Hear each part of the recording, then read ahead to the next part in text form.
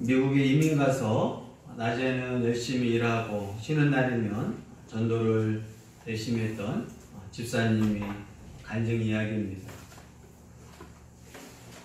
쉬는 날에 전도를 하러 가는데 미국의 주택가를 지나다가 아주 웅장한 저택을 발견하게 됩니다. 그래서 그곳에 가서 꼭 배를 누르고 싶은 강한 충동이 있었습니다.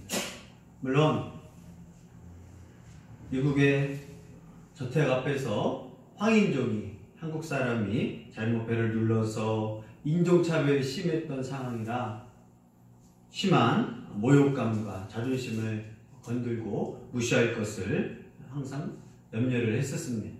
그럼에도 불구하고 그 마음에 꼭 배를 누르고 싶은 마음이 강하게 임했습니다. 그래서 배를 한 번 누르고 기다렸습니다. 또 나오지 않고 반응이 없어서 2번 배를 누르고 있었습니다. 그래도 사람이 나오지 않고 아무 소리도 들리지 않았지만 3번 그렇게 또 배를 누르고 있었습니다. 그리고 이제 뒤돌아서서 다른 곳으로 전도하러 가려고 하는데 마음에 강한 또 한 번 더 누르고 싶은 강한 마음이 생겨서 다시 뒤돌아서 그 집의 배를 4번째로 이제 누르게 됩니다. 그랬더니 늦게나마 소리가 나고 문이 열리더니 한 노인이 무슨 일로 오셨습니까? 라고 이야기를 하는 겁니다. 당황스럽기도 했고 또 백인에게 전도하는 게 쉬운 것이 아니었기 때문에 그냥 예수님 믿으십시오 하고 전도지를 주고 그냥 돌아서 나왔습니다. 그리고 그 전도지 속에는 자신의 전화번호 또 자신의 이름을 적어놓고 나왔습니다. 이튿날이 되어서 전도자 집사님한테 전화가 왔습니다. 바로 그 동네에서 웅장한 집에 살고 있었던 노인분한테 전화가 온 겁니다. 오늘 만나자고 우리 집에 다시 방문해달라고 전화가 왔었습니다. 그리고 이제 그 집에 놀라운 마음으로 방문을 하게 되었습니다. 왜 저한테 복음을 통해서 예수님 믿으려고 전화한 겁니까? 그랬더니 상황을 말하는 겁니다. 그날 자신은 사는 게 싫어져서 죽으려고 자살을 준비하고 있었다고 합니다. 그래서 대들보 큰 나무에다가 끈을 매들고 이제 목을 이제 걸려고 싹 하고 있는데 벨이 한 번 울리고 그래서 누가 찾아왔나 가겠지 했는데 2번 울리고 3번 울리고 자살하려고 하는데 이제 방해를 하고 있었던 거예요. 그래서 이제 3번 울리고 사람이 갔구나 하고 다시 목을 다시 한번 걸고 죽으려고 이제 결심을 가지고 하려고 하고 있는데 이제 4번째 또 벨이 울려서 도대체 무슨 일이야 하고 자살을 잠깐 멈추고 자꾸 벨을 누른 사람을 보러 나갔는데 바로 당신이었습니다. 그리고 당신이 나의 예수님 믿으라 하고 전도지를 주고 갔는데 그 전도지를 보니까 주 예수를 믿으라 그리하면 너와 내 집이 구원을 얻으리라. 이 말을 듣고 죽지 말아야겠구나. 예수님을 믿어야겠구나. 전도는 죽을 사람도 이렇게 살리는 능력인 것을 깨닫기를 바랍니다. 네. 나는 성령의 감동으로 단순히 벨 한 번 더 누르는 거 그리고 그 사람한테 예수님 믿으십시오. 자신도 없어서 그 말 한마디가 자살을 준비했던 사람한테 소망이 되고 그 전도지의 말씀이 그 영혼을 살리고 그 사람을 다시 회복했던 것을 바로 전도의 능력인 것을 깨달아야 합니다.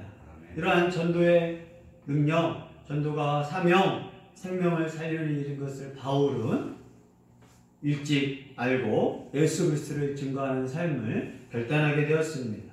그러나 바울은 이 전도를 위해서 하나님의 복음, 정말 진리의 말씀을 전달하기 위해서 바울은 자신이 스스로 섬김의 자세로 종의 자세가 되어야 더 많은 사람에게 예수 그리스도의 은혜, 하나님의 사랑을 가르칠 수 있기 때문에 자신은 기꺼이 종의 모습으로, 섬김의 모습으로 전도를 위해서 섬기겠다라고 고백하게 됩니다. 19절 읽습니다. 내가 모든 사람에게서 자유로우나 스스로 모든 사람에게 주인 된 것은 더 많은 사람을 얻고자 합니다. 바울은 예수 그리스도를 영접하고 누구에게나 순수되지 않는 자유인의 모습이었습니다. 그래서 바울은 이제 유대인이었지만 바울은 이제 유대인이 아니었습니다. 바울은 하나님의 새로운 피조물로 예수 그리스도를 섬기는 종의 모습으로 기꺼이 자신을 헌신하기로 하였습니다. 그러나 바울은 이 자유를 가지고 복음을 위해서 스스로 자유자의 삶을 복음을 위하여 스스로 종이 되기로 결단한 사람이 바울의 모습이었습니다. 다른 사람을 전도하기 위하여 기꺼이 나는 종이 되고 스스로 복음의 노예가 되겠다라고 결단한 사람이 바울이었습니다. 이 모습은 예수 그리스도의 가르침과 같습니다. 인자가 온 것은 섬김을 받으러 온 것이 아니라 많은 사람을 섬기고 그렇기 위하여 대속 제물을 위하여 왔노라. 이 땅에 죄인으로 오신 죽으러 오신 예수님처럼 바울은 자신의 복음을 위하여 기꺼이 종의 모습으로 섬기는 모습으로 더 많은 사람에게 복음을 통하여 구원받게 하기 위한 그러한 열정이 있었습니다. 그래서 기꺼이 자기의 권리 또 자신이 가졌던 여러 가지 물질적인 환경, 바리새인 중에 바리새인이었고 또 최고의 율법학자였던 이 바울이 섬김의 자세로 복음을 위하여 기꺼이 헌신하고 종의 모습을 가지겠다라고 고린도 교회 성도들에게 자신이 이러한 포기를 설명하고 있습니다. 그러면서 바울은 유대인과 이방인 모두에게 복음을 증거하기 위하여 유대인에게는 유대인에 맞도록 이방인에게는 이방인에 맞도록 복음을 전파하다라고 이야기해주고 있습니다. 20절로 21절 읽습니다. 유대인들에서 내가 유대인과 같이 된 것은 유대인들을 얻고자 하며 율법 아래에 있는 자들에게는 내가 율법 아래에 있지 아니하나 율법 아래에 있는 자같이 된 것은 율법 아래에 있는 자들을 얻고자 하며 율법 없는 자에게는 내가 하나님께는 율법 없는 자가 아니요 도리어 그리스도의 율법 아래에 있는 자이라 율법 없는 자와 같이 된 것은 율법 없는 자들을 얻고자 합니다. 아멘. 바울은 항상 선교의 원칙, 전도의 원칙이 먼저 유대인이요 그리고 이방인이로다. 하나님의 방법처럼 순서처럼 유대인에게 먼저 증거하고 이방인에게 증거를 했습니다. 먼저 회당에 가서 유대인들을 찾고 그들에게 복음을 증거하고 그리고 시장이나 이방인들이 있는 곳에 가서 복음을 증거했습니다. 근데 바울은 복음을 증거하면서 한 가지 방법만 고려하지 않고 바로 다양한 방법을 통하여 복음을 듣는 상대방에 대해서 항상 열린 마음으로 복음을 증거했습니다. 내가 가진 예수 그리스도의 이 복음 진리는 절대 포기하지 않지만 상대방이 가지고 있는 문화, 사회적 배경을 통해서 복음을 잘 듣도록 그들이 원하고 그들이 거부하지 않는 방법으로 복음을 증거했습니다. 그래서 바울은 유대인은 유대인에 맞도록 복음을 증거하는 그러한 방법을 항상 생각했습니다. 그래서 바울은 유대인처럼 전도하려고 할 때 유대인처럼 행동을 했습니다. 그래서 디모데에게 유대인 전도를 위해서 할례를 받도록 그래야 유대인들은 할례 받은 사람이 전도를 해야 복음을 잘 받아들이기 때문에 디모데에게 시켜서 할례를 통하여 복음을 증거하는 유대인 전도사에게 맞는 그러한 문화와 방법을 통해서 전도를 했습니다.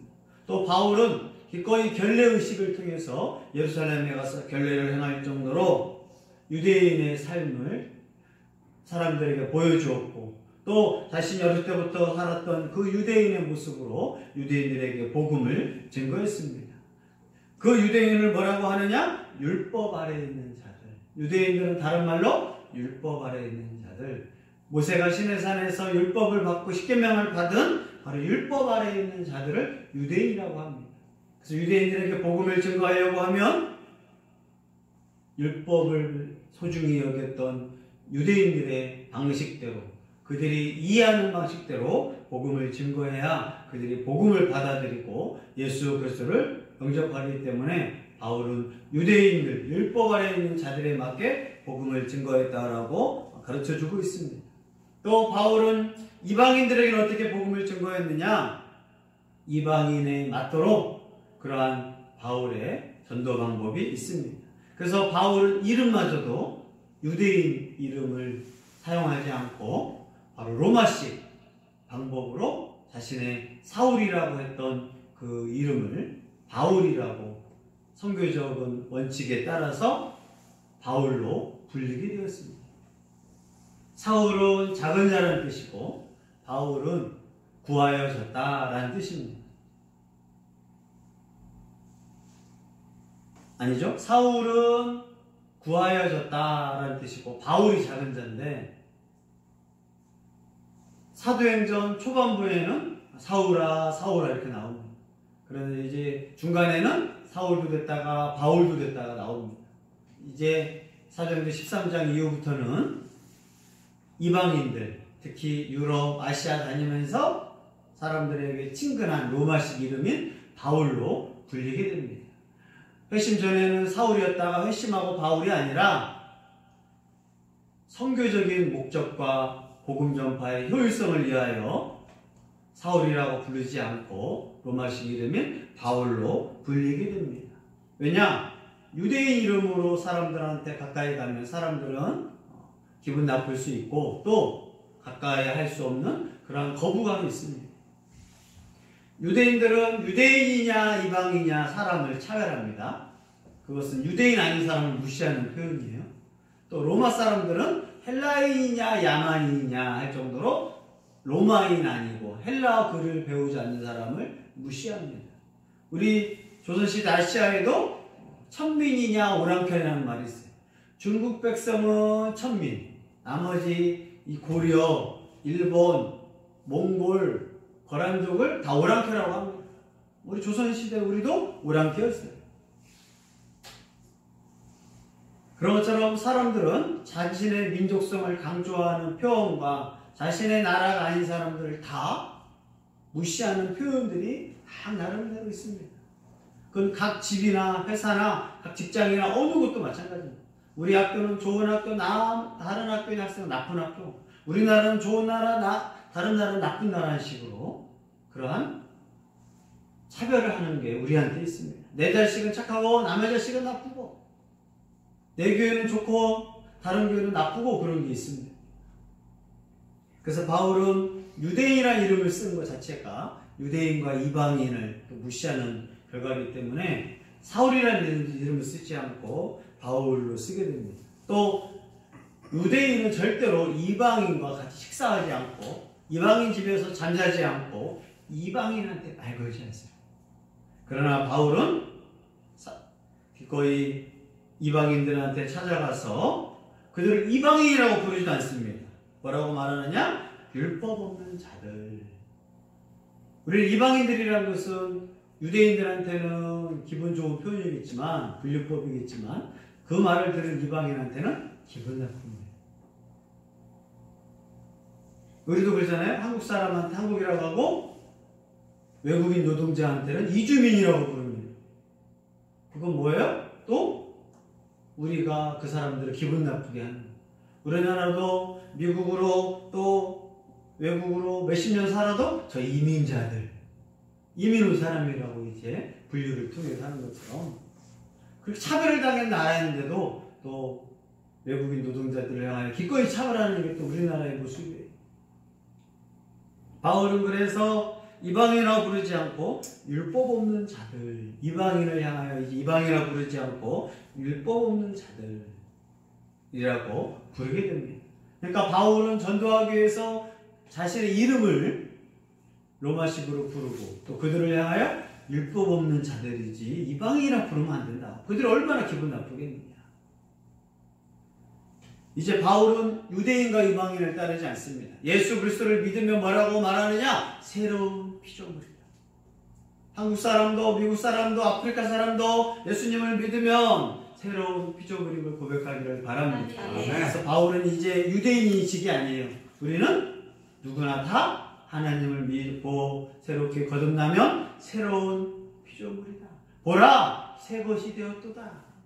그래서 이제는 성씨를 따르지 않고 피를 구분하지 않고 민족성을 따지지 말고 태어난 장소를 따지지 말고 새로운 피조물이다. 그 예수 그리스도의 사람이라고 바울은 가르쳐주고 있습니다. 이렇게 바울은 유대인들은 유대인답게 이방인은 이방인답게 그들을 설득하고 그들에게 효과적인 복음을 위하여 기꺼이 자신의 유대성을 강조하지 않고 복음을 위하여 포기하고 헌신하고 복음을 증거하는데 집중했던 또 여러 가지 모양으로 전도했던 모습이 바울의 지혜로운 방법임을 우리가 알기를 바랍니다. 아멘. 그래서 바울은 어떤 종류의 사람을 만나든지 그 사람처럼 되어서 그 사람에게 효과적인 복음 사역을 증거했다라고 가르쳐주고 있습니다. 바울의 이 모습 모든 사람을 통해서 그 사람에 맞도록 내가 가진 진리, 복음을 절대 양보하지 않습니다. 이 복음을 잘못되면 저주받는다고 하고 이단이라고 말하고 심각하게 책망했습니다. 그러나 이 복음, 예수 그리스도의 복음, 하나님 나라의 비밀을 증거하는 방법, 또 그들에게 효과적인 복음을 위하여서 기꺼이 포기하고 자신이 가졌던 유대적인 색채들을 다 나타내지 않고 복음을 듣는 여인은 여인에답게, 아이들은 아이들에답게, 유대인은 유대인에답게, 이방인은 이방인에답게 효과적인 복음 전도 사역을 하였다라고 설명합니다. 22절로 23절 읽습니다. 약한 자들에게 내가 약한 것 같다고 줄 것은 약한 자들을 얻고자 함이요 내가 여러 사람에게 여러 모습이 된 것은 아무쪼록 몇 사람이라도 구원하고자 함이니 내가 복음을 위하여 모든 것을 행함은 복음에 참여하고자 합니다. 아멘. 바울은 약한 자들, 여기서 말하는 약한 자들은 믿음이 약한 게 아니라 하나님의 복음에 대해서 믿지 않는 자들, 그들에게 신앙의 길을 설지 않는 자들에게 바울이 그들을 얻고자 하는 것, 그들에게 복음을 통하여 그들이 구원받도록 하고 위하여 그들은 기꺼이 그들이 원하는 모습으로 유대인들, 특히 바리새인이었던 바울은 항상 어릴 때부터 뭐가 있느냐? 음식 문제, 잠자는 사람을 이방인으로 생각하는 게 아예 머리 잡힌 사람이에요. 그런 바울이 진짜 하나님의 복음을 위하여 예수 그리스도를 주인으로 섬기고 자신이 종이라는 것은 자신의 문화, 사회, 습관들을 기꺼이 포기했던 게 바울의 자세예요. 지금도 전도 잘하는 사람의 특징은 자신의 자존심, 자손의 습성을 기꺼이 포기하는 사람이 전도 잘하는 거예요. 나는 이거 먹기 싫은데 저 사람이 이거 먹자고 하네? 그럼 그 사람이랑 친구할 수 없어요. 나쁜 거 먹자는 게 아니라 나는 순대 싫은데 저 사람이 순대 너무 좋아해요. 그럼 어떻게 해야 돼? 기꺼이 전도를 위하여 내가 싫어하는 순댓국 먹어주겠다 이거야. 그게 우리의 이상이에요. 근데 우리는 전도하면서도 그 사람 만나면서도 다 따져. 난 중국 사람 싫어서 난 중국 사람 전도 안 해. 그럼 전도 못하는 거야. 난 일본 사람 싫으니까 일본 사람한테 전도 안 해. 그럼 다 따지는 거야. 그게 종의 자세가 아니고 주인대 예수 그리스도를 섬기는 자세가 아닌데, 나는 노인들 싫어. 나는 노인들한테 전도 안 할 거야. 나는 가난한 사람 싫어. 가난한 사람 전도 안 해. 나는 부자는 부자라서 싫어. 전도하기 싫어. 쟤는 못생겨서 싫어. 얘는 똑똑해서 싫어. 난 내가 부족하니까 싫어. 이 사람이 종의 자세예요? 자기가 주인의 자세예요?